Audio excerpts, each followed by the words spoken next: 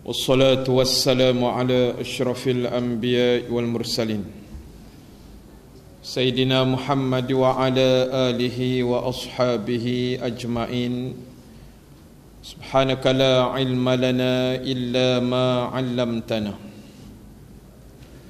إنك أنت العليم الحكيم ولا حول ولا قوة إلا بالله العلي العظيم. Kitab Riyadhus Shalihin, masih lagi dalam jilid yang kedua, di mana kita masih lagi membahaskan tajuk dari hal menyuruh berbuat baik dan melarang berbuat jahat. Tersambung bacaan kita pada malam ini pada hadis yang ke-11, muka surat yang ke-17. Baik, hadis yang ke-11 pada muka surat yang ke-17 jilid yang kedua, daripada Abi Sa'id Al-Khudri radhiyallahu anhu, daripada Nabi sallallahu alaihi wasallam sabdanya, afdalul jihad kalimatu adlin inda sultanin jair. Yang bermaksud seutama-utama perjuangan adalah perkataan yang adil di sisi sultan yang zalim. Baik, kita baca terus hadis yang ke-12 kerana memiliki maksud yang sama.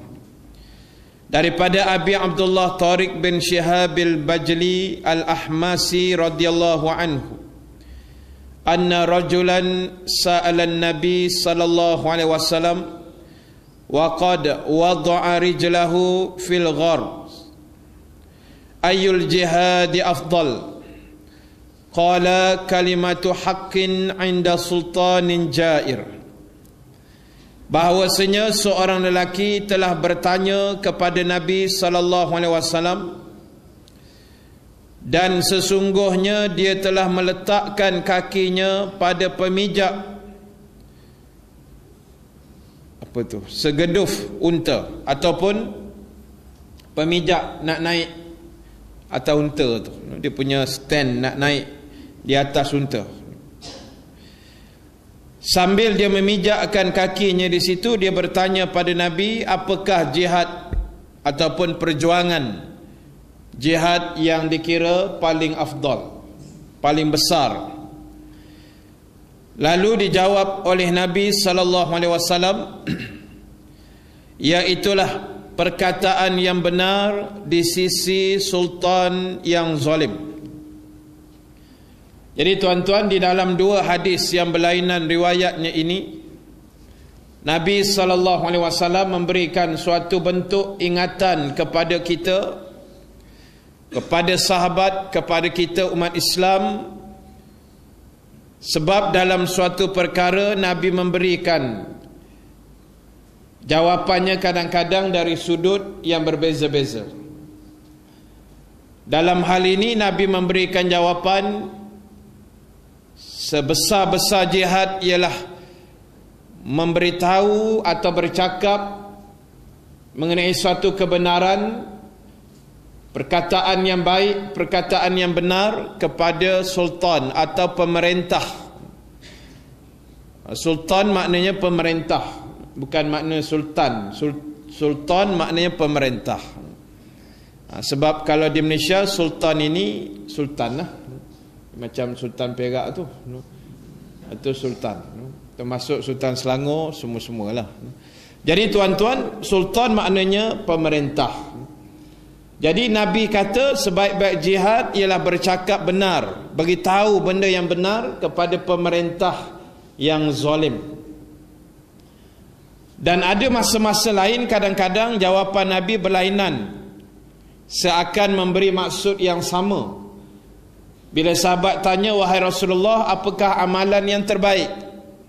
Yang ini, apakah jihad yang terbaik? Bila Nabi tanya, apakah amalan yang terbaik? Nabi kata, amalan yang terbaik ialah as-salatu fi awwali waqtiha. Kamu sembahyang di awal waktu. Bila mari pula sahabat lain bertanya pada Nabi soalan yang hampir sama, wahai Rasulullah, apakah amalan yang terbaik? Nabi kata, amalan yang terbaik ialah kamu menghormati, memuliakan kedua ibu bapa kamu. Jadi bila sekali imbas ni macam ada perselisihan jawapan, macam jawapan tu tidak sama. Bila seorang ni tanya, Nabi jawab semayang di awal waktu. Sahabat lain tanya, Nabi kata buat baik pada ibu bapa.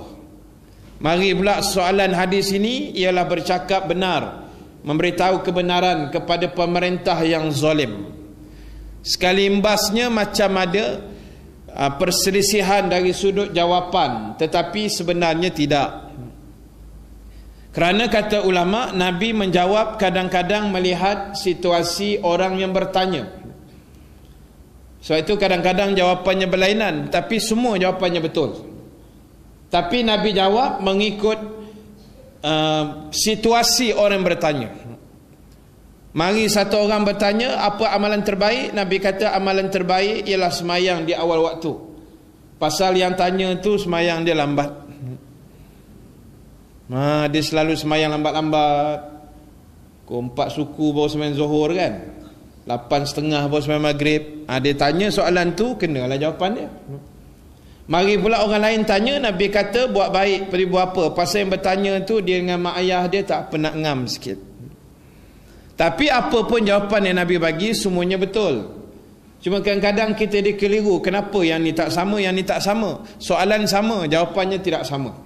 Sebabnya kadang-kadang Nabi jawab ikut situasi, keadaan si penanya itu, orang yang bertanya. Baik, jadi dalam dua hadis 11 dan hadis 12 yang kita bacakan tadi, Nabi kata sebesar-besar pahala jihad ni bercakap benar pada pemerintah yang zalim. Dan inilah memang benda yang susah nak dibuat. Yang susahlah ceritanya, susah nak buat.